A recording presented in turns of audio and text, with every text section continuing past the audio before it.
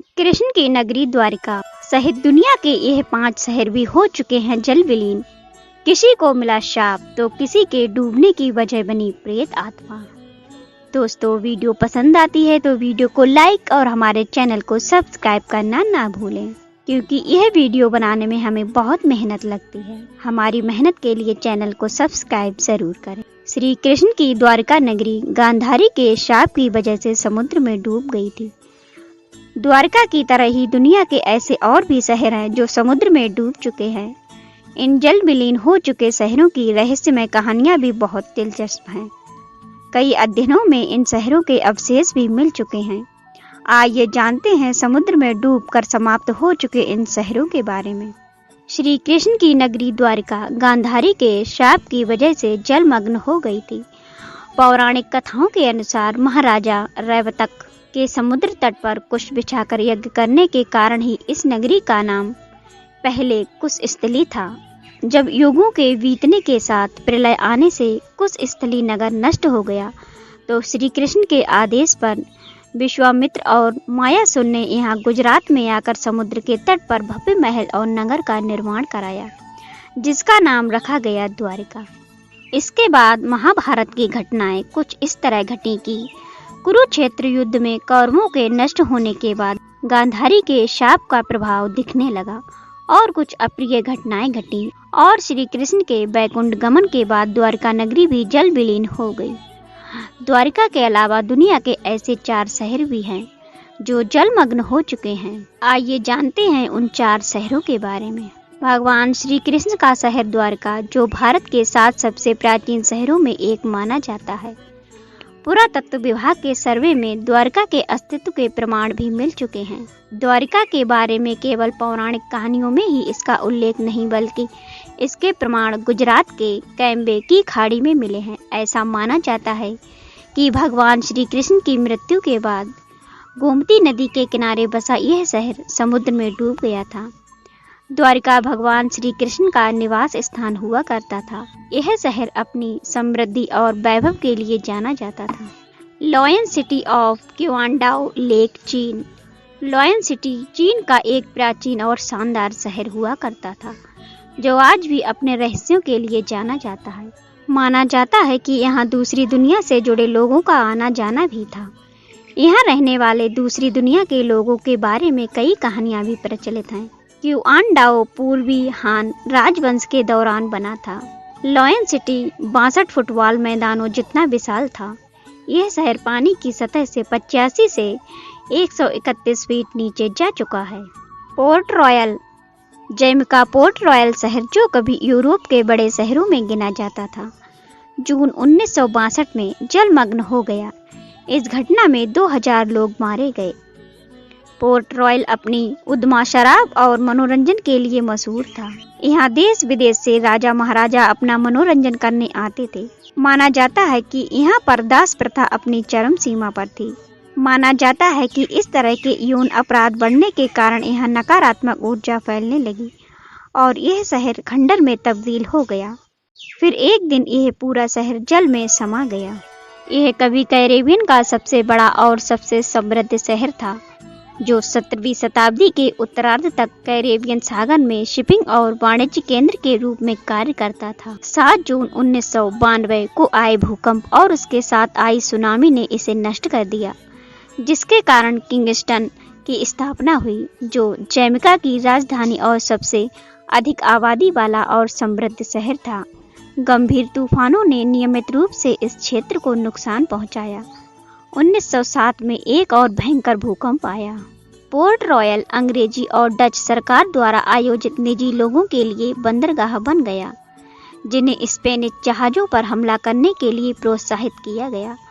उस समय जब कई यूरोपीय महाराष्ट्र शक्तिशाली स्पेनिश बड़े और सीधे हमला करने के लिए अनिच्छुक थे, एक बंदरगाह शहर के रूप में यह धन और ढीली नैतिकता के अपने भड़कीले प्रदर्शन के लिए कुख्यात था, जिसमें निजी चालक दल अपने खजाने को कई सराय, जुआ घरों और वेश्यालयों में खर्च करते थे, जो नाविकों के लिए भोजन उपलब्ध कराते थे। जब ब्रिटिश और डच सरकार ने 16वीं शताब्दी के उत्तरार्ध में दक्षिण अमेरिका में स्पेनिश खजाने के बड़े और संपत्तियों के खिलाफ निजी लोगों को मार्के के पत्र जारी की प्रथा को आधिकारिक रूप से त्याग दिया, तो कई चालक दल अवैध रूप से अपनी लूट को जारी रखने के लिए समुद्री डाकू बन गए। पोर्ट रॉयल प्रभावी रूप से एक समुद्री डाकू गणराज्य बन गया और उन्होंने 17वीं शताब्दी के दौरान शहर को अपने मुख्य आधार के रूप में उपयोग करना जारी रखा। दुनिया भर के समुद्री डाकू मेडागास्कर जैसे दूर के पानी से आकर पोर्ट रॉयल में एकत्रित हुए। यह शहर लोक कथाओं में पृथ्वी पर सबसे दुष्ट शहर के रूप में कुख्यात हो गया।